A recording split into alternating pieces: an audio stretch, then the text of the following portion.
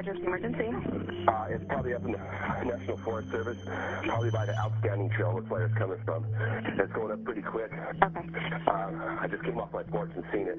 Okay. We got west winds anywhere gusting at 20 miles an hour, down to about 10. Channel assignment Kern 3, this is the French fire. It seemed like no matter what we threw at the fire, all the different strategies and tactics, it did what it wanted to do. And every time that it seemed like we had a plan in place, the fire just pushed right past that plan, and we would back out, formulate a new plan, and then make another go of it. A situation where all the pieces of the puzzle fell into place. We had our structure group and division up there that worked for Kern County Fire Department. We had our Crew 11, Crew 79, our OES engines, all actively engaged. People don't realize is we were running around catching spots. We were, we had guys that were defending their own homes growing up. As we're driving through, patrolling in the community, a lot of those memories were just kind of came flooding back, and I was pretty certain that we weren't going to be able to stop it.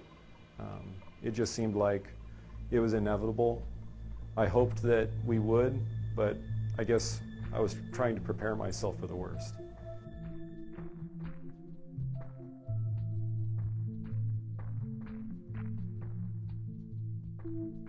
At times it was very, very frustrating, and sometimes you kind of felt a little helpless. Like you're up there and it didn't matter what you're going to do, you're just going to slowly watch this whole community burn.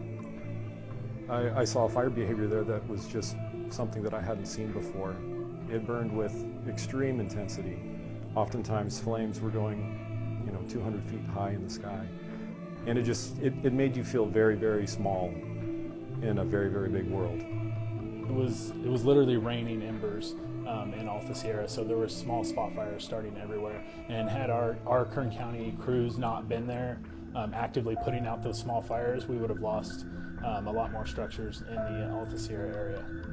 Our guys were running around like chickens with their heads cut off for that whole 24-hour period.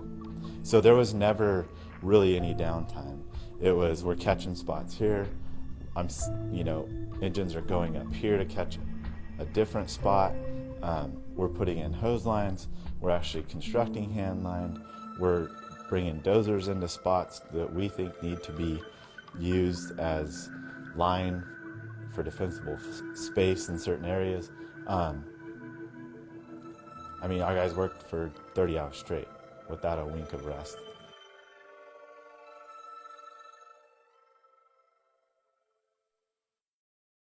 Yeah, there were some risk factors that we took that were definitely risks that some people didn't want to take, but it was because it wasn't their ground.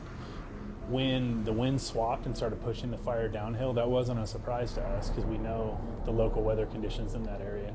So, and we as a local Kern County Fire Department express that to the team, to their divisions, and let them know, hey, the fire's going to push up here, but when it turns down, in the afternoon, it's going to turn around and push back downhill. So having the experience of the local knowledge of that weather factors just really was key as far as putting our equipment in a position where they could effectively protect lives and property up there.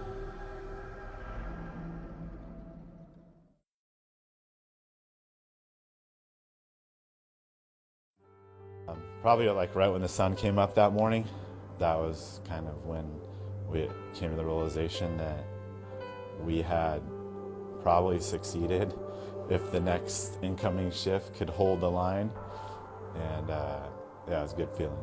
Without the puzzle pieces fitting together the way they did, with having the local knowledge, without having experience and training that we needed, without the decisions that were made in a timely manner by guys that have worked in that area for 20 years, without one of those puzzle pieces, it would have all been for naught. We would have lost everything, for sure.